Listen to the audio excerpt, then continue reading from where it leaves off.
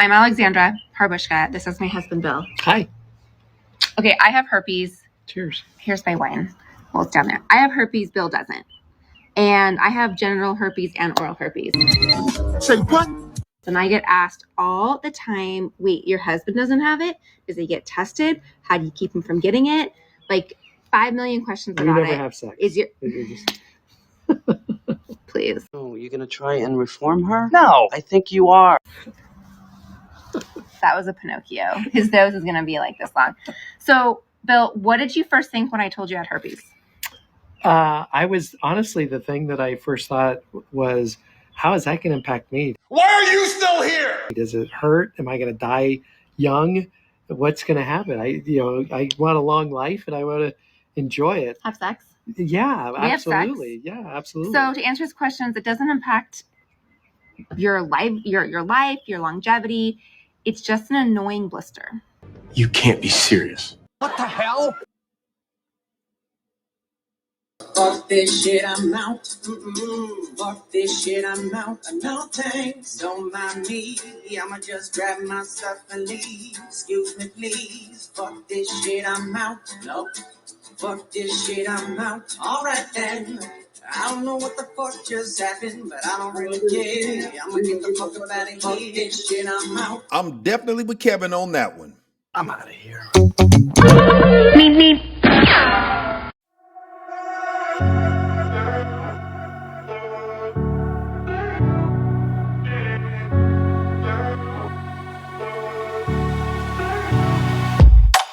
What's good, everybody? It's your boy Love coming at you guys with another video. Y'all know what it is. And today's topic is going to be on the season 2 of Pop the Balloon reunion.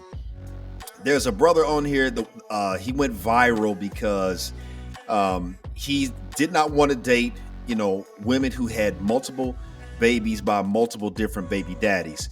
And, of course, the hyenas, all of the women, the sisterhood came for him and just, tried to roast him and had all kind of negative connotations, basically said that you can't judge a woman because of that. And, they want to say, well, everything from the man is 50% of the problem and all that stuff. Basically doing what women do. A lot of women in the West, especially our black women, they refuse to take accountability for their bad decisions. So we're going to get into it. I'm going to play the clip and react to it. Before I get started, I just want to say, if you enjoyed my content, please hit that like, share, subscribe button. Hit that notification bell so you get a notification every time I drop a new video. And without further ado, let's just get into it. So our next gentleman was definitely talked about a lot, all over.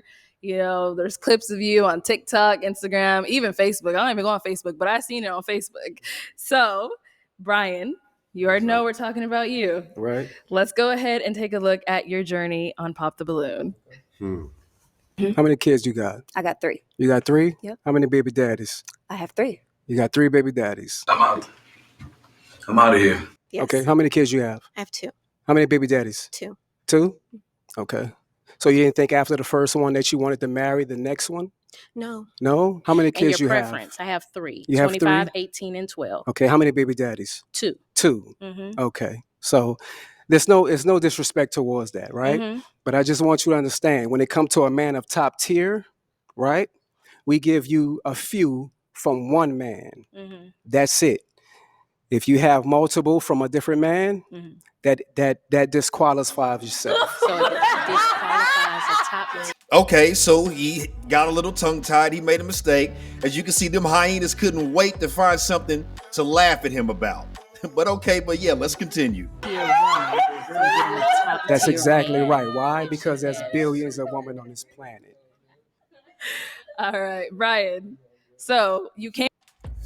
Now, let me say this. Is he wrong? I know a lot of these women, they and I'm not going to say I don't look at a child as being a mistake. I'm never going to say that. You never blame a child for how it got here.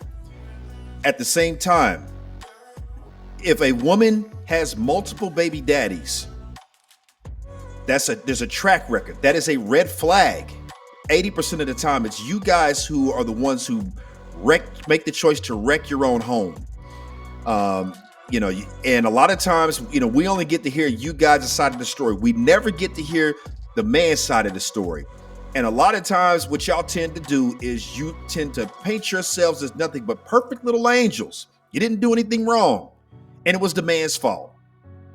And you get validation from the sisterhood because they don't hold you accountable. As you guys saw, this man has standards and boundaries. And you know what I've noticed? When women have standards and boundaries, they get praised for it and they get told that it's empowering. But when a man has standards and boundaries and preferences, he gets called misogynistic and controlling. Brian, so you came out episode 15. I was like, Brian, what are some of your deal breakers? You said you don't have not one, not any. But as we saw, as you went down the line, you did have a deal breaker, and that was women that have multiple baby daddies. Right. So, what do you, is that something you came out knowing, or?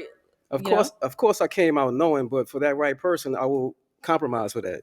Right. And I think every man will compromise for that if they come in with multiple kids for multiple different men. Right. Now, I really don't have a problem with what this brother said. I mean, I think it's any man's choice. It's any, or a woman's choice for that matter. If you want to date a man or a woman who has multiple kids by multiple different baby mothers or fathers, no problem. But if a man doesn't want to date a woman because she has multiple different babies by multiple different fathers, he's well within his rights to do so. And there's no amount of shaming that you guys can do that is going to make him, basically reconsider or to see you on, or to basically put the same amount of value on you that he will put on a woman who doesn't have multiple kids by multiple different baby daddies. He said nothing wrong. Like, it devalues the woman when you go through multiple men and have multiple baby daddies. That part. We don't want to deal with that. If you got 3 kids and 3 baby daddies, it's like, damn, your decision-making skills are horrible. Y'all forget that y'all the ones who saying right there. And then y'all forget that I'm 41 years old. I got a 25-year-old child. So you're basing your perception of me from 25 years ago. Come on. I'm not that person I'm not that kid that I was 25 years ago. Speak on. And I'm not that young adult that I was 25 years ago. I don't know why this is such a problem especially with our women.